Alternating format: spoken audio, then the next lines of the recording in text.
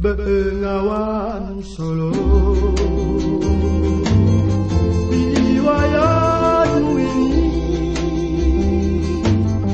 sedari dulu jadi perhatian insani.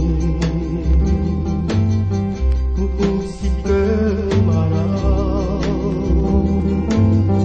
tak berapa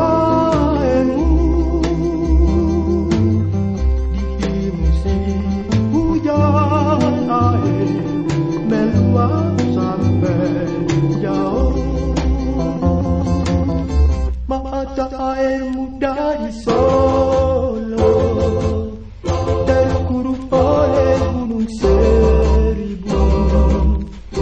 Air meluap sampai jauh, akhirnya ke laut.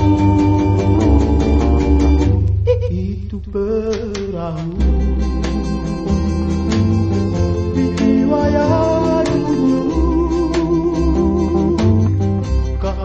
pelancong datang menaiki itu perahu.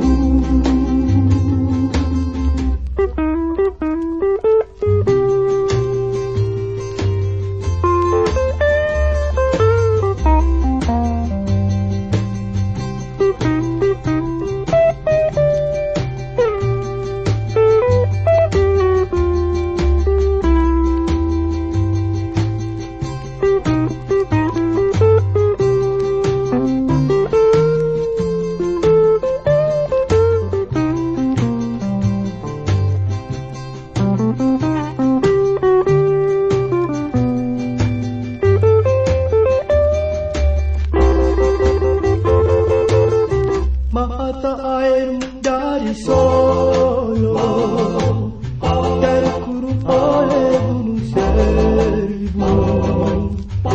Air meluap sampai jauh, akhirnya